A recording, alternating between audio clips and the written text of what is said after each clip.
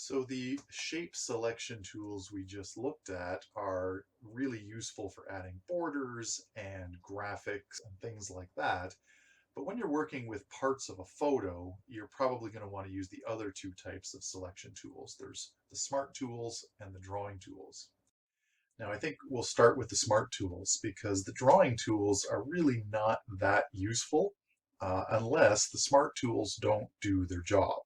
And the most effective smart tool is probably it's not even one of the tools in the list actually. You have to go up to select and go to select subject. And Photoshop's algorithm will do a pretty good job of figuring out what it is you want to select. But it doesn't always work perfectly. So if we turn that layer off and go back to this one and do the same thing, select subject, let's say we want the dog, it has not done quite as good a job this time. So it's given us the leash, which we didn't want, and it's given us a big chunk of this person's leg, which we didn't want. We've also lost part of the ear. So it's not quite as effective. So that's when we would have to switch to other tools. It's always a good idea to start with select subject, and then if that doesn't work, move to something that's a little bit more granular. So if you go down to the third of the three selection tools, click and hold, you'll see this got three options. Object selection is very much like select subject, except you are limiting the search for the subject to a particular part of the image.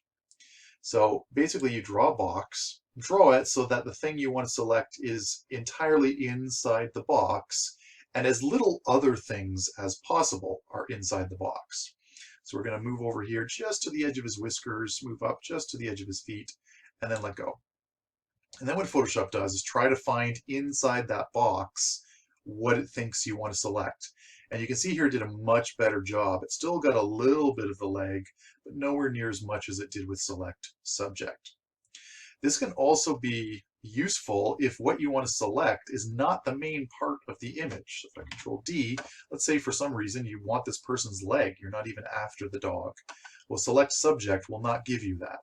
But if you draw the box around here with the select object tool, it does a very nice job of quickly selecting that leg for you. So this is a sort of more specific version of the select subject option. But what happens if you still don't get exactly what you want? So let's say we go back to our dog here and do our select object, and we've got the ear nicely, but we still get a little bit too much of the leg. What do we do then? Well, that's where we can go here and switch to the quick select tool. The quick select tool, basically you paint in the area that you want to select, and Photoshop looks for edges. It looks for where it thinks the object ends. Now we've already got most of the dog selected here, but we have more than the dog selected. So we're going to go up here to subtract selection. Right now we're on add, so you can see the plus sign in the icon. We're going to go to subtract because we want to remove things from the selection. And what we're going to do is just click and paint into the areas that we don't want. We're going to try to tell Photoshop to look, well, if we clicked once and it did it, Photoshop starts realizing, oh, you don't want this black stuff. Where's the next edge? And then it clicks right to there. So we'll try the same thing in here. We don't want that grass. So if we click once, Photoshop looks for the next edge, which is quite accurate. Now, it looks like we might have missed this, which I think is part of the dog's leg. So we want to add that to our selection. We go back up here, change it to add, and then click on this leg. Now, our brush might be a little big. We might actually hit some of the grass. That could confuse Photoshop. Let's see what happens. So we click in there. Oh, no. Yeah, okay, well, see, when we painted a little further in, then we grabbed some of the grass and Photoshop started looking for another edge in the grass. So we got to go back to subtract, tell it, no, we don't really want the grass. And then that's much more accurate. Now you can change the size of the brush by using the square brackets, just like any other brush tool. So you can get into these small areas if you want and kind of tell it, no, look for a new edge in there. and you can refine that as much as you want. Oh, somewhere along the line we lost the leg too. Go there and paint that back in so it looks for that edge again and then finds it. So this is a tool where you can kind of go back and forth just to help Photoshop figure out where are the edges that you actually want to select.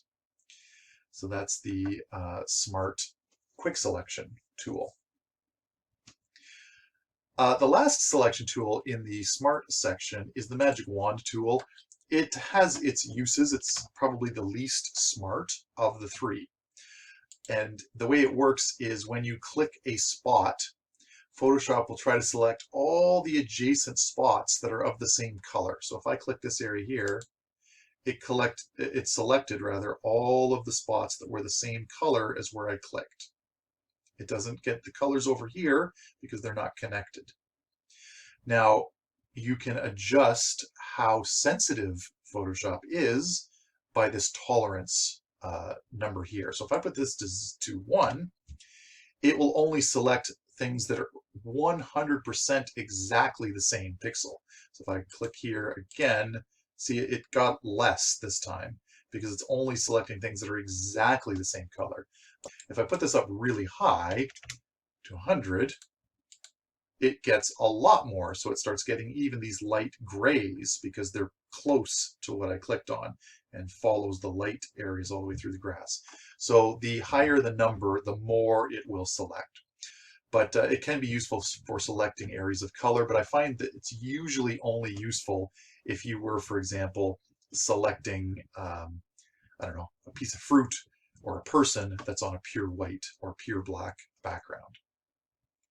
So those are the Smart Selection tools. Now, the drawing tools, there's a lasso tool, 2 other different kinds of lasso tools. The lasso tool itself is just a freehand drawing selection tool. So you can just click and draw, and when you let go, it connects your first point and your last point together. So it just allows you to kind of freehand an area. That can be useful if you don't really care very much about what you're selecting. You just need the head and you don't care about what else you get with it. You can do a quick selection like that. It can also be useful to touch up a selection, either cutting out a small part that you didn't want or adding a small part that you did want. So let's say you used the object selection on the dog and you got little pieces of corner that you didn't want. I didn't want this part right here. I want that cut out of the selection. Go to subtract, and then you can actually draw in a little area there to get rid of a corner. Or let's say there's a spot here and it just wasn't careful enough in the corner. So you can just draw around that with the subtraction on, and it will subtract that corner from the selection. Or, you know, you need the ear, etc. And if it's something you think you can draw in fairly simply, you can do stuff like that. So this is usually just used if you need to fine-tune an area. So let's try these tools out and do something that we might do in a digital editing assignment. So let's say we wanted to change the color of this flower and make it appear to be glowing. So what we're going to do is use one of the Smart Selection tools to select the flower itself. I'll let you decide which one you're going to use. And once you have it selected, then you're going to go up here to Image, Adjustments, and then go down to Hue and Saturation. And what that's going to do, if you move this hue slider, it's going to allow you to change the color of the flower. But see how we don't really want the inside of the flower to change like that? That looks kind of weird when it changes some of the colors. So let's cancel that for a minute. And we're going to try to subtract this flower here. Subtract the center of the flower, rather, here. So I'm going to reduce my brush size a little bit. And with I'm already on the subtraction, you can see the minus sign. I'm going to try to click in here and just select the yellow parts of the flower. Okay, got a little bit of the pink. I don't want that. So I'm going to go back to Add, click, and correct that part a little bit. This doesn't have to be perfect. Now if you go up to Image and Adjustments and Hue, now we can change the hue That doesn't really change the inside of the flower. So pick something that's interesting. You can bump up the saturation if you want and make it really intense. It's up to you. Hit OK. So there is our different colored flower. Now we're going to do something that's going to allow us to put an outer glow on this. Now because that's a layer effect, we need to put this flower on its own layer. Now we do want to copy the entire flower, so we're going to have to add this back into the selection. You choose what tool you want in order to do that. I'm going to actually jump to the lasso tool, make sure it's on add, and I'm just going to draw around it. There, now I've got the whole flower selected. So now I'm going to right click inside it and go to layer via copy. So now I've put my flower on a separate layer, which means we can now use layer effects. So I'm going to double click this to bring up the layer effects window, and I'm going to put an outer glow. So you can select something probably large, a big glow so it can be seen, and you can pick a color that, that matches your flower color. In fact, you can even select it directly from the flower if you want. And hit OK. And there we go. We've got a nice, interesting, glowing flower. So that's just a way to test out some uses of these selection tools. So go ahead and try that out and then save your result. You'll be attaching that to your next Spark page.